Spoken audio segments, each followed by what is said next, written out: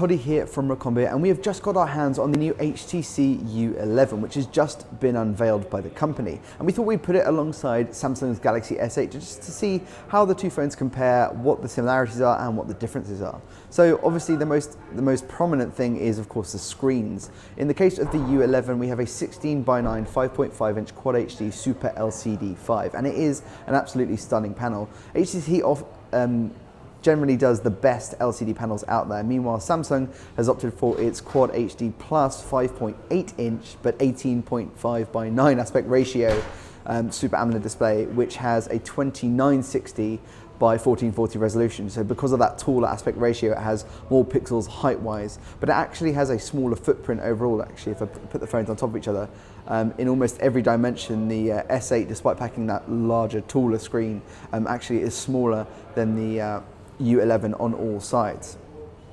Aside from that, both phones actually have a lot of similarities. So on the front, we have a fingerprint sensor down the bottom beneath the display on the U11, which is really fast, really great. In doing this screen maneuver on Samsung's part, the company actually had to move their fingerprint sensor around to the back, which is a little less convenient, but it is still a very responsive fingerprint sensor. And also Samsung throws in iris and face recognition technology, iris scanning and face recognition for logging in to the phone. So you do have extra options with the Samsung there. As for the cameras, up top, the Galaxy S8 is rocking an 8 megapixel front-facing camera. It's a very good camera, particularly in low light. It features a f1.7 aperture. Meanwhile, the HTC U11 features a whopping 16 megapixel sensor with a 150-degree wide-angle lens and an f2.0 aperture. So the S8 might fare better in lower light, but you'll get a higher resolution picture, and you might be able to squeeze more people in your selfies or group selfies with the U11. Now, jumping around to the back, both phones feature 12 megapixel primary snappers. In the case of the U11 there, it's the company's new Ultra Pixel 3 sensor. It features a shutter time of 0.3 seconds, f1.7 aperture, 1.4 micron pixels, so it is a really solid performer, and if it's anything like the HTC 10, it should be a really good all-round camera. Of course, you get 4K video recording, there's OIS and EIS, and there's a dual LED flash there as well. On the S8, we have a similarly spec 12 megapixel camera. It also has OIS and EIS, f1.7 aperture, really large pixels, great low light performance, arguably the best in the business right now until we test out the HTC U11, and a single LED flash, which is not a big deal. The actual picture quality that it produces is pretty solid, but that is something to bear in mind. You'll also notice that both these phones have pillowed glass on the front and the back, if I can get back into the S8 there.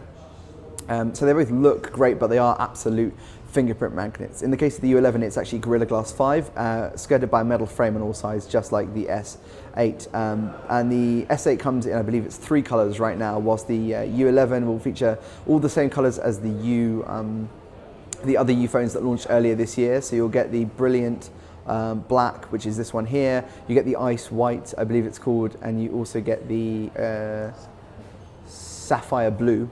And then you also will have 2 new colors. I believe it's called Arctic Silver, which is almost like a light blue sheen, and then Solar Red, which is a particularly arresting color that looks kind of pinky red head on, and if you tilt the phone downwards like this, it becomes more of like a yellow. It's designed to simulate a sunset. Software-wise, both phones are running Android 7.1, so they both come with the Google Assistant built in. Samsung has opted for Bixby as well, which is its own kind of assistant. It aggregates all the kind of news, everything you want, and in the future it has Bixby Vision, which lets you scan and find out information on objects and places, but it'll also have a voice element where you can do basically anything you can with touch on this phone with your voice. HTC is combating that with a few things. HTC Sense Companion is like the AI part. It bases its information on your appointments, on your habits, and it'll suggest things that might be useful to you as you use the U11, and the longer you use it, the smarter it becomes. But the phone also features 4 microphones, which are always on, and they tie into both the Google Assistant, and this phone will also support Alexa just after launch. It's actually going to be the first one that has that always on voice integration built into it for Alexa, so you can summon either voice assistant, and the company says that come actual launch day, it will also announce a 3rd voice assistant that you can tie in as well. So let's assume it's something like Cortana, and we'll confirm that nearer the time. You'll actually be able to use multiple voice assistants out the box, or at least very soon after launch, leveraging the extra hardware on offer inside the U11. Another thing to mention is audio capabilities. In the case of the Galaxy S8, you do get a headphone jack, which is down the bottom here. and on one side of the USB-C port, and then on the other side you'll notice there's a single downward facing loudspeaker, and it's perfectly fine for everyday use. But obviously HTC is the king of loudspeakers, I guess you could call it. They have excellent, their boom sound technology has proved excellent time and again, and the boom sound Hi-Fi edition used in the U11 is particularly special because it actually uses the whole body of the phone as an acoustic chamber to push out a greater range of sound. So you should get superior audio with highs coming out the top and bass coming out the bottom there as well. Both phones also offer some level of water resistance. So you get IP68 certification, which is I believe 1.5 meters of water for up to half an hour fresh water for the S8, and IP67, which is almost as good. I believe it's 1 meter for the same amount of time. So either way, you can take these out in the rain. The other unique thing, we talked about the screen on the S8, but the unique thing for the U11 is it has a new feature called Edge Sense, which basically lets you squeeze the bottom of the phone, and you can do things like see us, quick launch the camera, or I can long press there and I can jump to the rear camera, and if I do a quick squeeze, I can then take a photo, and that's all without touching the screen. There isn't really anything like this on the S8 right now, so it's a really impressive and distinctive feature that HTC's been working on for a little while.